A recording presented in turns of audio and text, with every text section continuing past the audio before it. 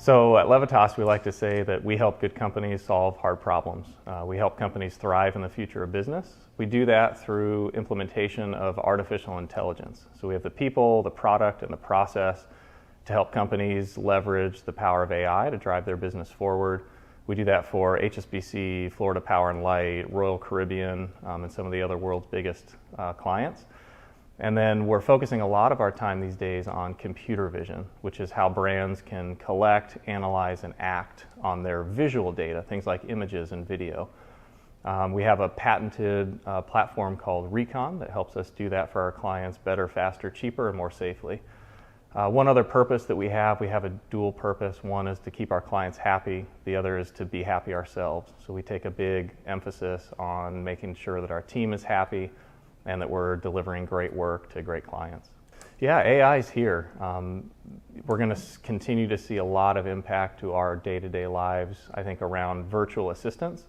That's going to be things like Siri and Google Assistant and Alexa, helping out with the mundane tasks in life, paying bills, ordering groceries, ordering food.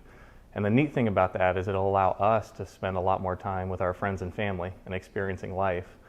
Another longer-term impact, I think, to our day-to-day lives will be autonomous driving. That's coming hot and heavy. I think in the next few years, we're going to see the impact of that in the shipping and transportation sector, and then probably a few years after that, replace our own driving. And again, that'll allow us to recoup that time that we used to spend driving for leisure or reading or relationships. So we're really excited about how AI is changing our day-to-day lives.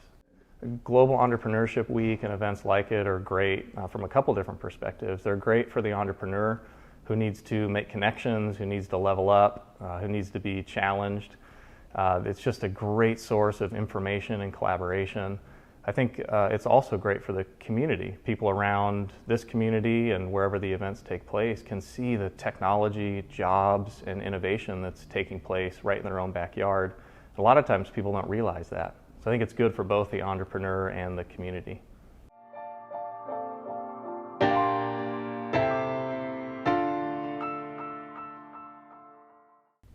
The reason I started Florida Podcast Network is a little complicated. There are a lot of reasons, but essentially it's because what I saw going on for a little bit was a lot of local media kind of being taken away through different avenues of corporate conglomeration, and a lot of local voices being left in the lurch. And so I wanted to create a platform that provided another space for these local voices to continue to be a part of Florida's media scene. So for example, Suzanne Boyd, longtime reporter with CBS 12, longtime anchor. She's now a host for Florida Podcast Network. She hosts People of Palm Beach. So that's what Florida Podcast Network is all about. And we have some really fun shows. The most recent show on the bill is People of Florida, which is my first solo show in 2 years, because I've had a co-host all this time. And so People of Florida just highlights, well, the people of Florida, the good, the bad, and the ugly, right? And so we've had some very interesting people on there so far. The third episode, actually, I'm working on it today. So that's the Florida Podcast Network. What I've seen over the course of the last 4 or 5 years that I've been doing this is a real growth and expansion of this space, but also the effect that it's had on the local economy. Because podcasters who've been in it for a while, we're now figuring out little small businesses to cook up, like Flintstone Media, or perhaps they're tool-based businesses and things like that. And then we're also seeing small businesses start to podcast, and we're also seeing businesses like Venture X starting to see that they can offer something to people who are doing all of that, like a podcasting space.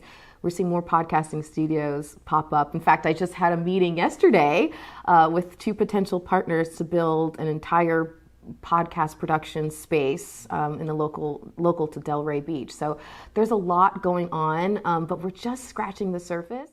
Podcasting can allow not only people to flex their muscles in this whole new genre, but it also allows a platform for people to come together in their own little think tanks. And so as other businesses or shows are born, they have hosts on and guests on, and they're coming on and collaborating together. And and people are listening to these podcasts, and these little events are starting to pop up around these conversations that have started on podcasts. So podcasting is huge for Palm Beach County, and it's just going to keep getting bigger.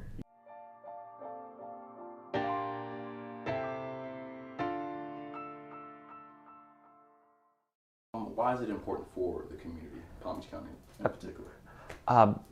Small businesses succeed and fail every single day depending on the support of their community. The more that we can reach out and support the founders that are trying to get their businesses going here, either it be a small bakery or a world-class tech startup, the more chance they will have to succeed and the more our community will thrive. When you're an entrepreneur in the 21st century, you need tech. Either be selling your widgets online with an e-commerce website or building an app to better communicate with your customers. Everybody needs tech in the 21st century, and all of the companies and all the people here are adopting more of it and proud to be in the tech industry more every single day. And our partner organization, 1909, has expanded to Delray Beach. It's opened its second collaborative workspace in Palm Beach County. It's a total of 8,000 square feet. It held 4 distinct programs throughout the county to help over 50 entrepreneurs this past year.